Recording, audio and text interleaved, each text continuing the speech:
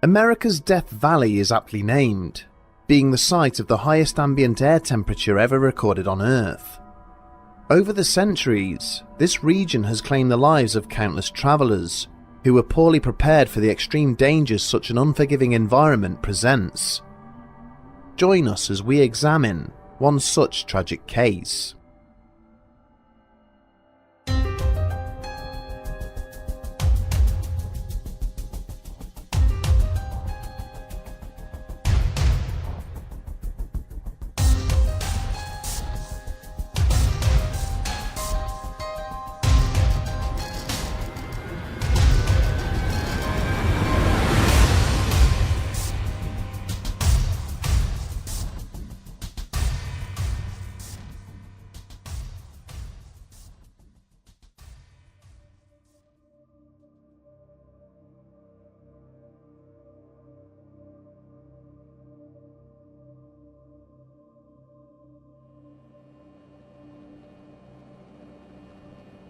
The sun had yet to fully rise when Dave Brenner had arrived at the airfield's main gate, but then his duties for the day dictated the earliest of starts. The park ranger had been tasked with carrying out a search for suspected drugs labs, which were rumoured to have been set up within the confines of his jurisdiction. This morning, armed with all the most recent intelligence reports, he was determined to finally pin down their location. Once the search pattern was eventually agreed over a hastily drained cup of coffee, Brenner had waited for the pre-flight checks to be completed before the military helicopter finally lifted off into the dawn skies. Unfolding the map across one knee, he directed the pilot to head on a southern bearing in the direction of Willow Spring, where the steep slopes and thick vegetation could easily cover any illicit activities. After several fruitless passes over the location, Brenner requested that his pilot turn east, proceeding towards an area located some miles away, known as Anvil Canyon. As the chopper flew on, closely following the path of the waters which were gently meandering through the landscape beneath them, Brenner continued to scan the ground. Frustratingly, there was no obvious trace of criminality to be found, but his attention was suddenly drawn to bright sunlight glinting off something metallic, which was situated a short distance away. Moments later, the nose of the helicopter swung around and slowly made its way across to the source of the reflection. Through his binoculars, the park ranger was soon able to identify a green-coloured passenger van, which was sitting in the canyon's wash directly below the hovering aircraft. Despite feeling slightly dejected, Brenner asked the pilot to set him down nearby. Whilst the vehicle's presence was a clear breach of the legislation put in place to protect the park's natural beauty, it was hardly the sophisticated criminal setup he had been hunting for. But as he drew closer to this mysterious vehicle, he found himself consumed by a growing sense of unease. The van, a Plymouth Voyager bearing California license plates, was buried in the sand up to its axles. 3 of its 4 tyres were deflated, with signs that they had been driven in this state for some distance.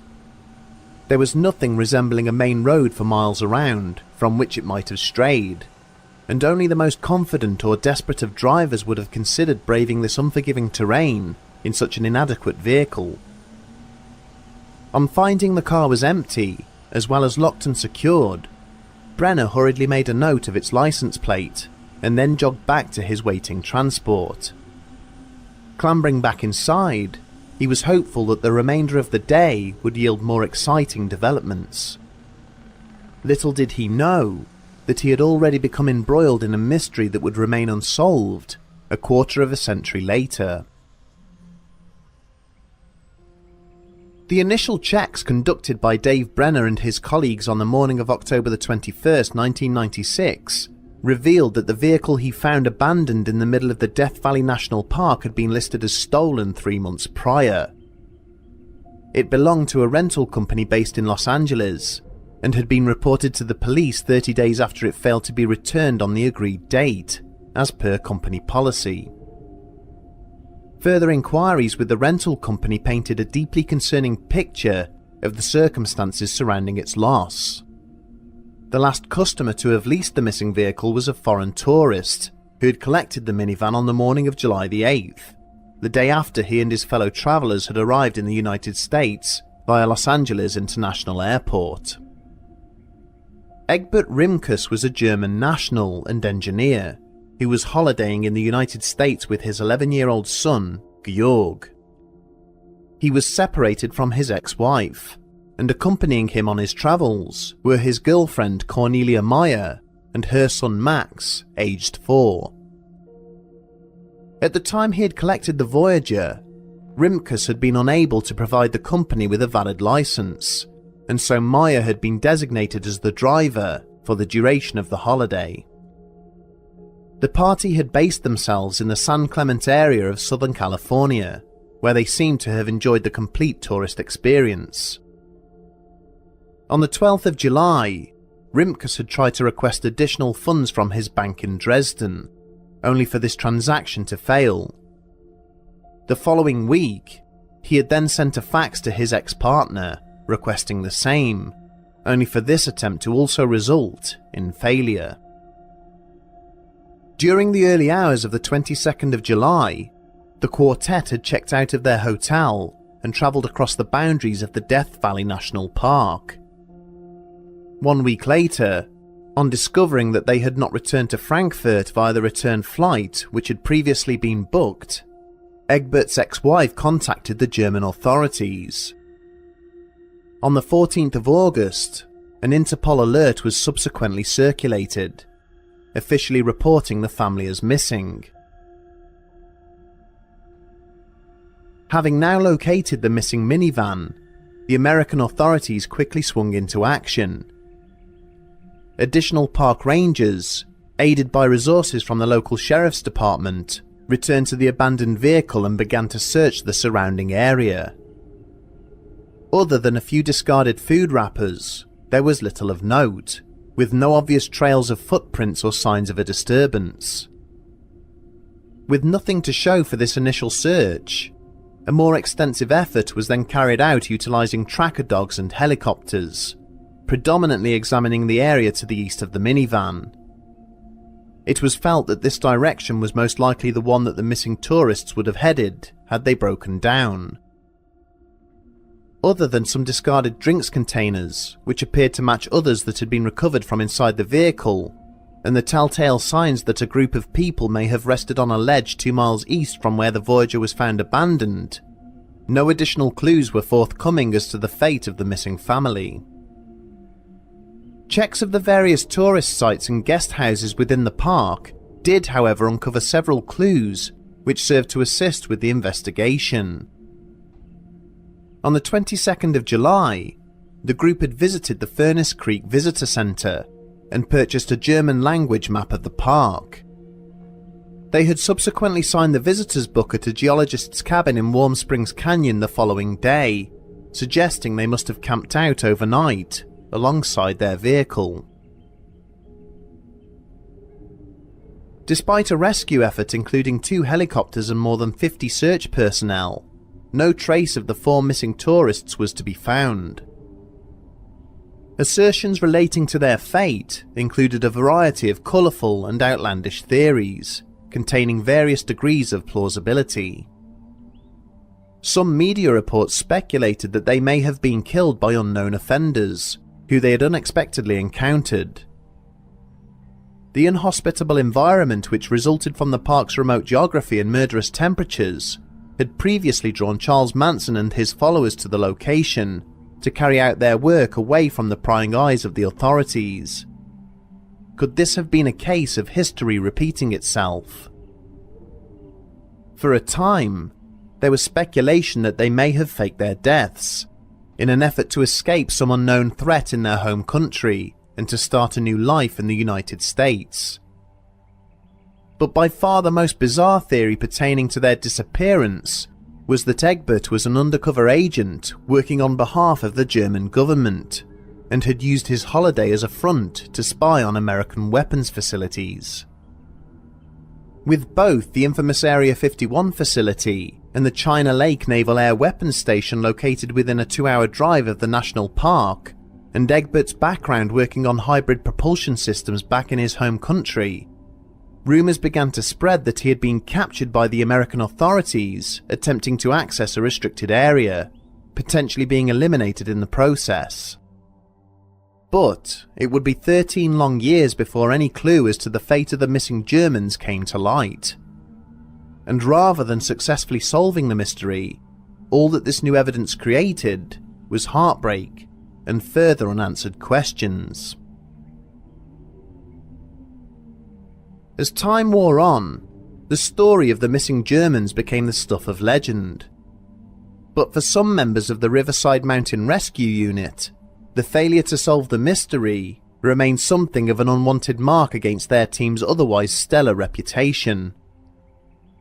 The original rescue effort to find Egbert and his family was continually revisited and assessed, in the hope that something which might have been overlooked would suddenly become apparent. To two members of the team, Tom Mahud and Les Walker, the answer to solving the riddle potentially lay in the most unlikely of directions. Confident that all possible efforts to find the family to the east of the minivan had been exhausted, the pair began to suspect that where the rescuers should have instead been searching was to the south. Whilst some speculated that the minivan's presence in such a remote and inaccessible part of the national park added credence to the theory that the family had been murdered and their vehicle concealed by the offenders, Mahud came to a very different conclusion. A hypothesis which took into account Anvil Canyon's topography in relation to the surrounding area. On the day the family disappeared, temperatures at ground level within Death Valley were approaching 51 degrees Celsius, but these temperatures reduced by roughly 3 degrees with every increase of 1,000 feet in elevation. Mahud theorised that having become lost within the confines of the park, Rimkus had realised that he and his companions were ill-equipped to survive the killer heat, and had driven the minivan to the highest area of ground he could find. Sadly, the rental vehicle was completely unsuited for traversing such an environment, but Mahud believed that Egbert had driven on, until the Voyager had sunk into the sandy ground after its tyres had deflated. By now, isolated and far from any nearby roads, Egbert may have consulted his map to find that the China Lake military facility to the south was the nearest point of reference. But unlike smaller military installations back in Europe, which benefited from regular perimeter patrols and CCTV systems, the sprawling nature of the American naval base itself was seen as its main protection, meaning that huge sections of the fencing were not patrolled. Mahud believed that the family must have perished whilst attempting to locate or access the base, and this was the area in which their remains would be found. On the morning of November the 12th, 2009, after several days of combing their planned search area, Mahud and Walker encountered a debris field of personal effects. After locating abandoned identity papers and long-discarded food containers, the two men then came across what appeared to be a pile of assorted human bones, lying at the base of a nearby cliff. Initially, when these remains had been recovered, it was believed that they were too bleached and weathered by their lengthy exposure to the elements to be able to provide any DNA evidence.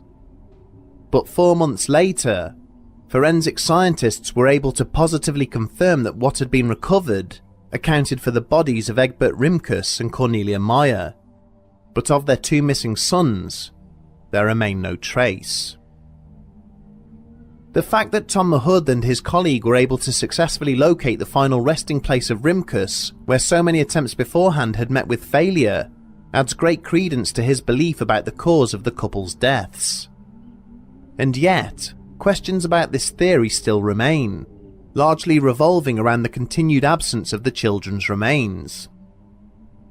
It is inconceivable that the couple could have become voluntarily separated from their children in such a harsh and dangerous environment.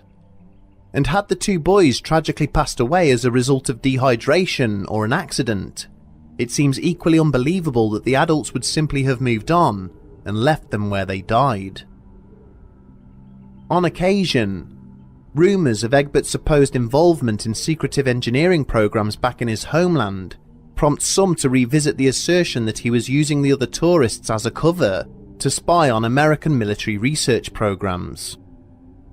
In reality, closer inspection of his employment demonstrate that he was associated largely with the kind of hybrid technology that the automotive industry now takes for granted, and nothing more sinister.